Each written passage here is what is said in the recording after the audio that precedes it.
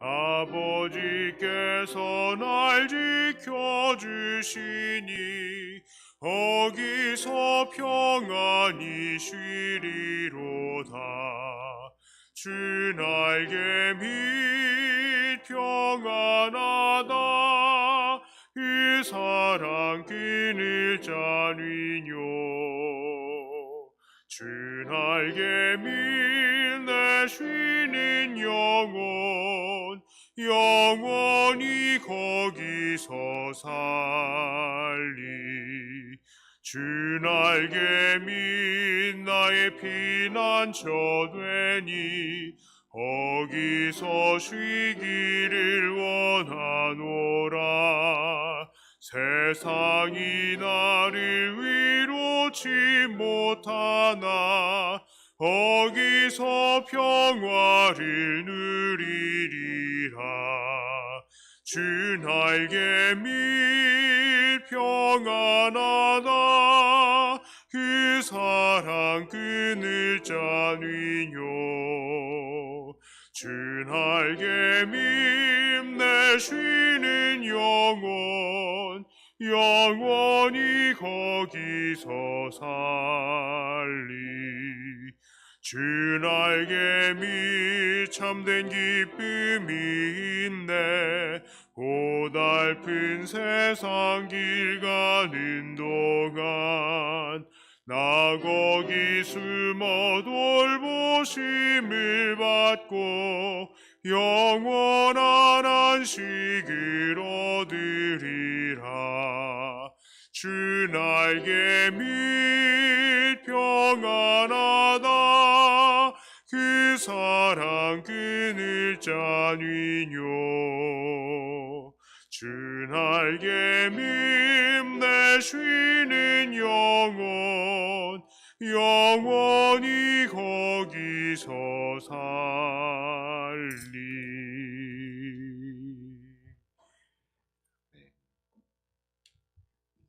하나님 말씀은 예레미야 13장 12절부터 14절까지의 말씀입니다.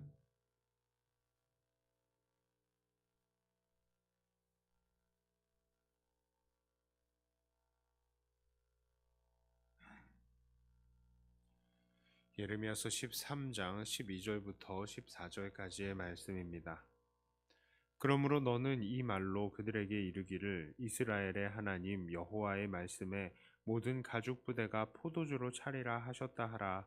그리하면 그들이 네게 이르기를 모든 가죽 부대가 포도주로 찰 줄을 우리가 어찌 알지 못하리요 하리니 너는 다시 그들에게 이르기를 여호와의 말씀에 보라 내가 이 땅의 모든 주민과 다윗의 왕위에 앉은 왕들과 제사장들과 선지자들과 예루살렘 모든 주민으로 잔뜩 취하게 하고 또 그들로 피차 충돌하여 상하게 하되 부자 사이에도 그러하게 할 것이라.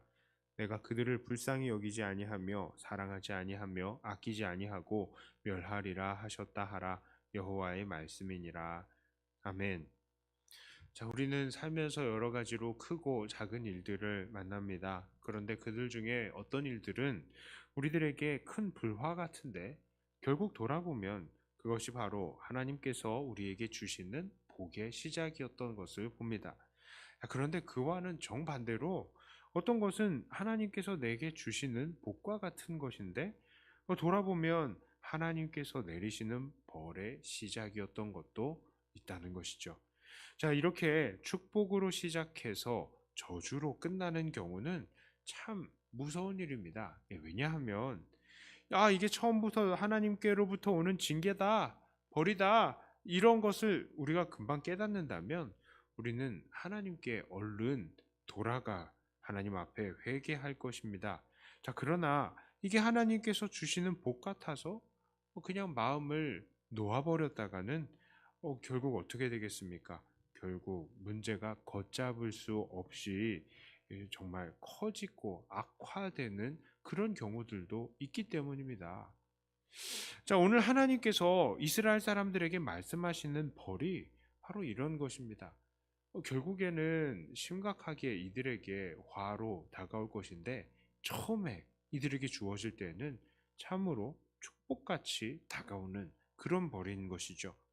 하나님께서는 예레미야에게 명하시기를 사람들에게 가서 여호와의 말씀에 모든 가족 부대가 포도주로 가득 차리라 이렇게 말하라고 하셨습니다. 사실 이 모든 가족 부대가 포도주로 가득 차리라라는 말은 당시 사람들에게서는 흔하게 쓰이던 말이었습니다. 이 말은 바로 그들의 풍요한 상태를 상징하는 그런 관용적인 말이었습니다.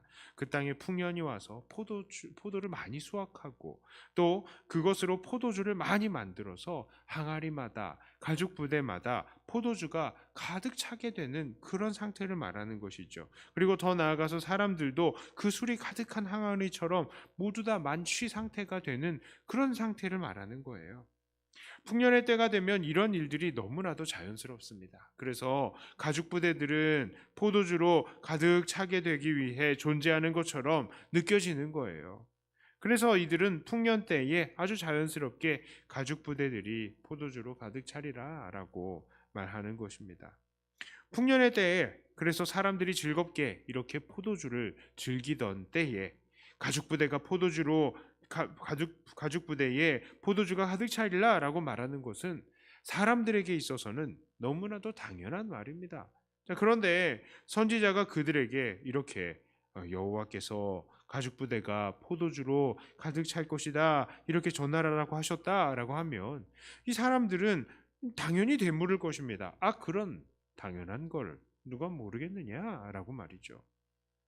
그런데 그 이후에 이 따라오는 예언은 무엇입니까? 바로 그 포도주로 인해서 땅의 모든 주민과 왕들과 제사장들과 선지자들이 다 취하고 다 서로 충돌하여서 상하게 될 것인데 하나님께서는 그것을 아끼지 아니하신다라는 것이죠. 바로 이렇게 풍년이 오고 잘 되는 것이 결국 그들에게는 화가 될 것이다라는 말입니다. 하나님께서 이들에게 이렇게도 무서운 축복 같은 저주를 내리시는 이유가 무엇입니까? 그것은 바로 백성들이 하나님께로부터 떨어져 나왔기 때문입니다.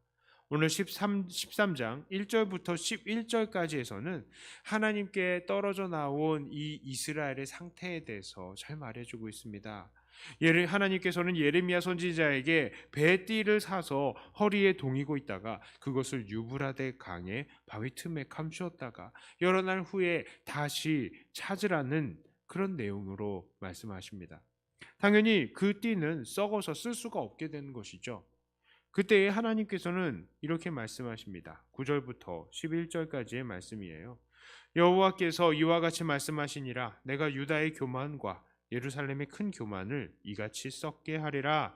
이 악한 백성이 내 말 듣기를 거절하고 그 마음에 완악한 대로 행하며 다른 신들을 따라 그를 섬기며 그에게 절하니 그들이 이 띠가 쓸 수 없음 같이 되리라. 여호와의 말씀이니라. 띠가 사람의 허리에 속함 같이 내가 이스라엘 온 집과 유다 온 집으로 내게 속하게 하여 그들로 내 백성이 되게 하며 내 이름과 명예와 영광이 되게 하려 하였으나 그들이 듣지 아니하였느니라. 정말 그렇습니다. 지난번 말씀에 나누었듯이 송충이는 솔잎을 먹어야 살 수 있고 물고기는 물에 있어야 살 수 있듯이 하나님의 백성들은 하나님의 말씀과 하나님의 법칙에 따라야 살 수 있는 것입니다. 그러나 이들 이스라엘과 유다 백성들은 교만하게도 하나님으로부터 떨어져 나가버렸습니다. 우리는 하나님 없이 좀 자유롭게 살고 싶어요 라고 말이죠. 그래서 하나님께서는 이들의 교만을 유브라데 강 건너에 이 바벨론에 그냥 두어버리시고 아주 그냥 푹푹 썩혀 버리실 것이다 라고 말씀하시는 것입니다. 하나님께서는 그래 떠나고 살고 싶어? 그럼 한번 네 마음대로 살아봐라 하고 그냥 두시는 겁니다. 그래서 그들은 하나님과 상관없이 방탕하게 살며 서로 취하여 서로 상하도록 싸우는 지경이 되는 것이죠. 그리고 그렇게 그들이 정신없는 틈에 하나님께서는 그들을 바벨론으로 옮겨버리시는 것입니다. 이것도 어쩌면 그들에게 처음에는 축복 같아 보일 수도 있겠습니다. 왜냐하면 그들 이스라엘 사람들은 사실상 하나님을 너무도 싫어했기 때문이에요. 물론 입술로는 하나님을 사랑한다라고 말했지만요, 실제적으로 그들의 삶은 하나님을 싫어하고 있었습니다. 그러니 그런 그들이 하나님의 도시 예루살렘을 떠나는 것은 그들의 행동의 논리대로라면 축복이 되어야 하는 건 맞는 거 아닙니까? 물론 그들은 그것은 엄청난 저주가 되는 것이지만 말이죠.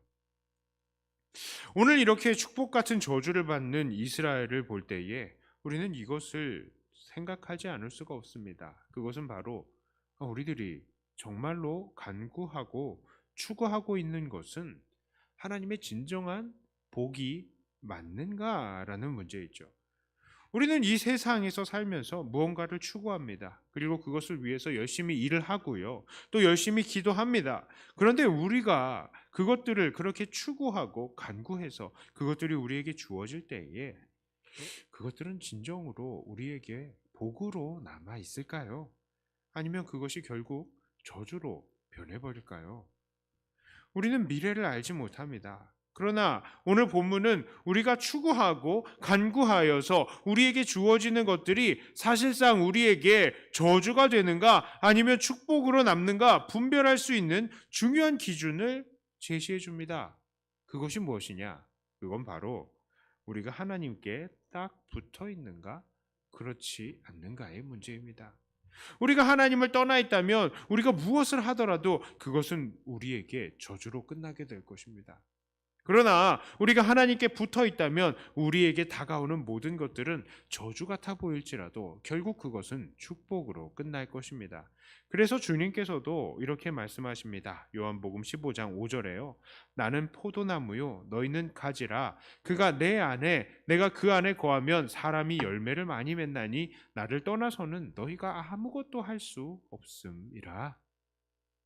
우리는 늘 하나님께 딱 붙어 있어야 합니다. 포도나무가 되신 예수님에게 붙어 있어야 됩니다. 하나님께 영양 공급을 받아야 하고 하나님의 뜻대로 그 뜻을 이루기 위해서 일을 해야 합니다. 돈을 벌어도 하나님을 위해서, 건강을 추구해도 하나님을 위해서, 사람들을 사귀어도 하나님을 위해서 해야 합니다.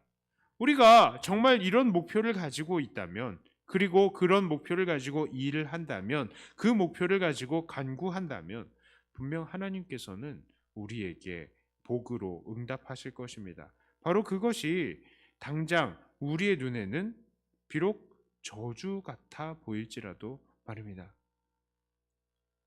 그러므로 이렇게 늘 하나님을 떠나지 않고 하나님을 위해서 사는 삶, 그런 삶을 통해서 늘 하나님께 은혜로운 양분을 공급받으며 이 세상에서도 늘 하나님께서 주시는 복을 누리며 살아가시는 사랑하는 저와 여러분들이 다 되시기를 주님의 이름으로 축복합니다.